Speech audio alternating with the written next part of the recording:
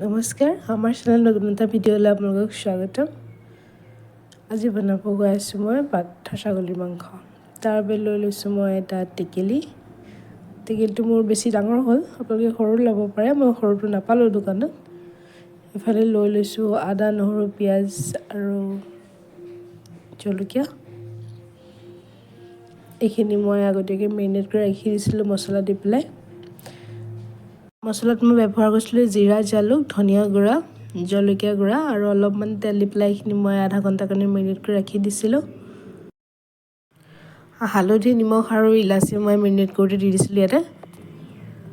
এতিয়া লৈ লৈছোঁ মই কেইটামান কেঁচা জলকীয়াকেইটা দি পেলাই মই এইখিনি মিক্সিত ভালদৰে পেষ্ট কৰি ল'ম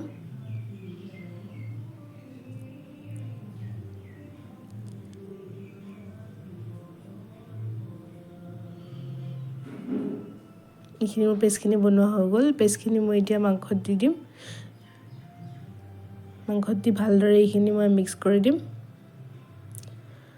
মই জলকীয়া গুড়া থকাৰ কাৰণে চামুচ দিয়ে মিক্স কৰিছোঁ আপোনালোকে হাতেৰে মিক্স কৰি ল'ব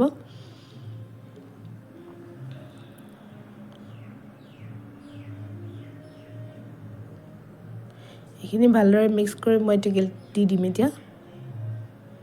টেকেলিটোত মই অলপমান মিঠাতেল দি লৈছিলোঁ এতিয়া মই মেৰিনেট কৰি থোৱা মাংসখিনি দি দিম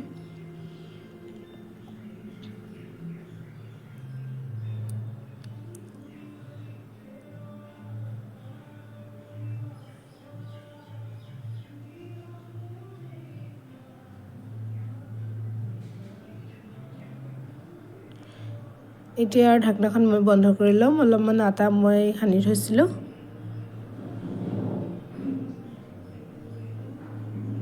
এইখিনি ভালদৰে বন্ধ কৰি দিব নহ'লে হাৱা ওলাই থাকিব পাৰে এইখিনি মই এতিয়া 1 ঘণ্টামানৰ কাৰণে ৰাখি দিম জুই মই কমাই দিছোঁ 1 ঘণ্টাৰ পিছত এইখিনি বনোৱা মোৰ হৈ গ'ল মই এইখিনি টেকেলিৰ পৰা উলিয়াই লৈছোঁ দেখিবৰ কাৰণে বহুত ধুনীয়া হৈছে খাবৰ কাৰণে বহুত বেছি টেষ্টি আছিলে এইখিনি কেতিয়াবা এনেকৈ বনাই খাই চাবচোন